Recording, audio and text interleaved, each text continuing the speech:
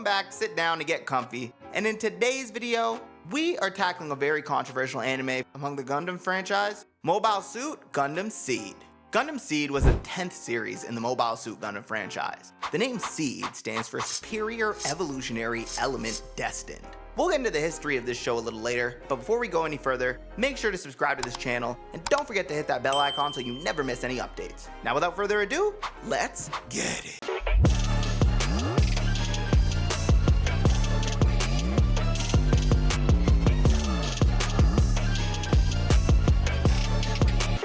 Mobile Suit Gundam SEED first aired on MBS on October 5th, 2002 and ran until September 27, 2003. During its initial run, it garnered mixed reactions and an average rating among 6 to 7 among critics. Unlike the original creator, Yoshiyuki Tomino, who was only minimally involved, most of the direction and writing came from Mitsuo Fukuda and Chiaki Murasawa, with Sunrise handling the production.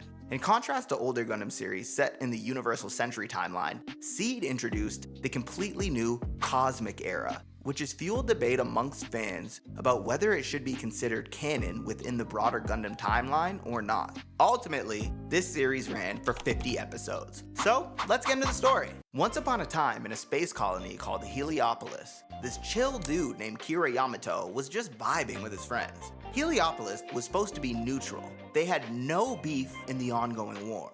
But guess what?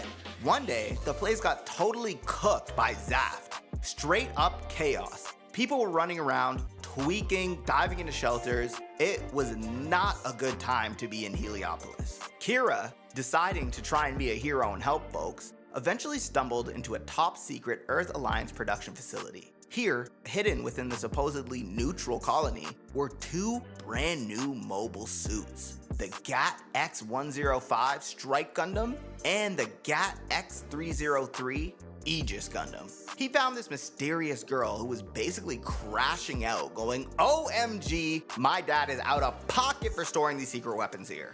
Kira was like, big red flag, but okay, and dropped her in a safety shelter.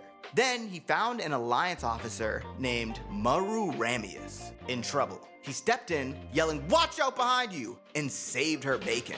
Then Kira realized a big twist. One of these Zaft soldiers was his old best friend, Athrun Zala. Both of them were in shock, like, bro, what are you doing here? But there was no time for a cozy reunion. Athrun jacked the Aegis Gundam to escape. Maru basically forced Kira into the Strike Gundam. She was tweaking big time trying to pilot herself, but flopping hard. So Kira had to rewrite all the OS code on the spot. The man's a goat at coding, apparently. And suddenly, the Strike's performance went from 0 to 100 real quick. Kira took down a Zaft pilot named Miguel, who was so done that he had to retreat and take a fat L. Heliopolis basically got unalived in the crossfire. Everyone crashed out of there. Kira found a life pod, discovered his crush Flay was inside, and hauled her onto the Earth Alliance ship Archangel. Then, Captain Maru told Kira, congrats, you're stuck with us because you know about all these top secret weapons. And Kira was like, ah, shit. But he still wanted to protect his friends. Welcome to the Archangel. So the Archangel sets off trying to get to Earth. Kira's all, I just want to go home. But Mula Flaga, the resident ace pilot, is like, we need you, champ. You're the only coordinator on this boat, and we're cooked if we don't help. Turns out, unbeknownst to many, Kira is a coordinator, a genetically enhanced human whose superior abilities allowed him to unlock the Strike's full combat potential. Skipping ahead, Zaft keeps rolling up. Athrun is out here like, Kira, join Zaft, bro. We're your people. But Kira's like, no can do. I'm loyal to my friends, bro. Then everyone's busy taking L's left and right in space. The Archangel tries to hide in some asteroid base called Artemis, but the place gets hacked by Zaft's sneaky boy, Nicole, in the Blitz Gundam. Kira then has to crash out in the Strike to fight him off, and basically says, peace out Artemis, and dips. After that, the Archangel goes to the debris belt to scavenge scraps. Kira finds it's super depressing, but they need supplies. He then finds a random Jin and has to destroy it so it won't shoot at his friends. But he discovers a life pod with Locke Klein, who's like a pop star in the People Liberation Acting Nation of Technology, aka the plants. She's cheerful and sweet, while Flay is big mad that some other girl is hogging Kira's attention. Locke got used as a pawn by the Archangel's officer, Nataro, which was a huge red flag.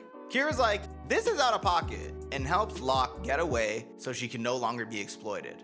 Othron picks Locke up, tries one last time to recruit Kira, and both end up saying the next time that they meet, they're gonna have to throw hands. Meanwhile, Flay's father died in battle, and she blames Kira for protecting his own kind, which guilt trips Kira and sends him off spiraling. Then, to make matters worse, another conflict arises where Kira sees his friend Toll get clapped. In a rage, Kira unlocks this weird new mode that gives him extra focus. Then he beats up some Zaf suits and leaves Zaf pilot Isaac Jewell super salty with a giant scar on his face. After this, the Archangel tries to drop to Earth. Admiral Halberton gives Kira and his homies some official ranks, and Kira wants to bail with the other Heliopolis survivors, but realizes it'd be a big L if he left his friends in danger. So he sticks around. Flake gives him a kiss, and Kira is like, W Riz. During re-entry, Isaac randomly blows up a civilian shuttle, thinking it was an enemy. Kira has a panic moment, going catatonic. The Archangel then changes course to rescue him, and they crash land in a desert zone. Everyone is absolutely cooked. Later, Flay, being super manipulative, while Kira is in emotional ruins, glazes him up with comfort, and this made him fight even more savagely because now he got that dog in him for real. After this, Kira's next level tweaking in the desert, rewriting the strike's OS yet again so it wouldn't flop on sand. They battle Andrew Watfeld, aka the Desert Tiger, and Kira also bumps into Kagali Eula Atha, a mysterious girl from Heliopolis who was with the local rebel group. She's basically like, Kira, you good? Meanwhile, his old friend Sai found out Kira and Flay had a thing, and he was so salty that he tried to pilot the strike and took a big L. Their friendship was basically finished after that. Kira then ends up saving Kagali and the rebels from Andrew Waltfeld's squad. Waltfeld was impressed with Kira's aura, so they have a random coffee chat before terrorists attack. Kira saves Waltfeld from a bullet, but then they have a huge showdown. Waltfeld, along with his partner Aisha, get clapped in a final clash with Kira, leaving him feeling super guilty. After this, the Archangel keeps rolling, crossing the Red Sea. Kira then starts breaking down about all the death, like Flay's dad, the destroyed civilian shuttles, and Toll's near-death experience. Kagali then tries to comfort him. They then get attacked by aquatic Zaf suits, but Kira says, I'm the GOAT in a Gundam, and blasts them. They then arrive at the Orb Union. Orb's boss lets them hide there, and Kira helps program new mechs called M1 Astrays. For a hot second, Kira tries to ditch Flay's nonsense. He even sees Othron sneaking around. However, Othron didn't snitch on him, so that's a W for their old friendship. The bromance still exists. When the Archangel finally leaves Orb, a big fight breaks out with the stolen Zaf Gundams. Nickel tries to protect Othron and gets sliced in half by Kira's huge sword. Othron gets super salty and says, Kira, I'm killing you the next time we meet. Bromance officially over. Then he blows up Toll, who was in a Sky Grasper. Due to this, Kira has a full meltdown, and they both fight like no tomorrow. In the chaos, Othron self-destructs the Aegis, the strike gets cooked, and Kira is left near unconscious in space. Luckily, the Junk Guild finds Kira and nurses him back to health, and he gets nursed back to health by Locke Klein. She's like, welcome, my sweet wounded hero. Then they discover Zaft is about to nuke the Alaskan base, Josh, where the Archangel is. Kira's like, not on my watch, and Locke gives him the top secret Freedom Gundam, which is nuclear powered. Kira's like, WTF, this is so out of pocket, but thank you, this is lit. He zooms back to Earth just in time, discovering that the Alliance is also being shady, activating a Cyclops system that kills tons of people from both sides. Kira swoops in and saves the Archangel. He yells at everyone to run away from the Cyclops meltdown. Some people took big L's not believing him, but Kira saves as many as he can. After the Alaskan base goes boom, Kira rejoins the Archangel, finally saying that he's not on anybody's side, he just wants to stop the war. So the Archangel basically goes rogue from the Alliance. Back in Orb, the Earth Alliance attacks under some weirdo named Maruta Azrael. Kira hops into the fight with the Freedom. As they try to hold out, Orb gets cooked because the Alliance is too strong. Orb's leader, Uzumi Atha, tells Kira, bounce into space and blow the mass driver. We're not handing this tech over. Then after a self-destruct, big booms, and a total meltdown, Kira and company escape, joined by Kigali. She shows him a photo that basically proves that they're actually siblings and were twins separated at birth, and Kira's like, wait, what? After this, up in space, Kira teams with Locke again, plus Andrew Waltfeld, who was somehow not dead, and they steal a Zaph ship named the Eternal. The Archangel, Eternal, and Orbs Kusanagi form the 3 ships alliance. They confront more baddies, including Rala Cruze, who is apparently a clone with a major destroy humanity vibe. He tells Kira, you're the ultimate coordinator. And Kira's like, that's a giant red flag.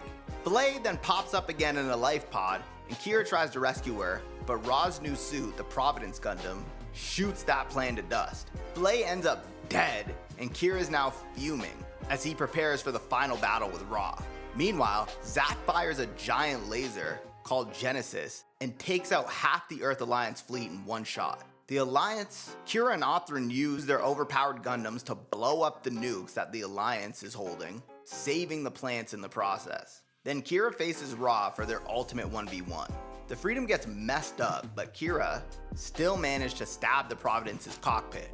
Ra rants about humans being trash, but takes a huge L. Othrin then destroys the Genesis from the inside with his Justice Gundam.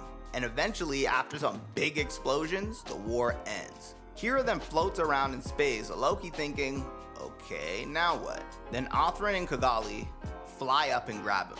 After the war, Kira and Locke basically say they're done with all the nonsense and chill in the orb to care for some orphans. Othrin and Kigali visit too, and Kira is feeling massive survivor's guilt after all the tragedy. Othrin then tells him that they're still human, and sometimes that's just how things go. And so the future is wide open, hopefully with fewer elves. And that's the end of Gundam SEED. Thanks for watching. Don't forget to laser beam the like button, pilot subscribe, and slice the bell icon so you never miss another update. Until next time, peace.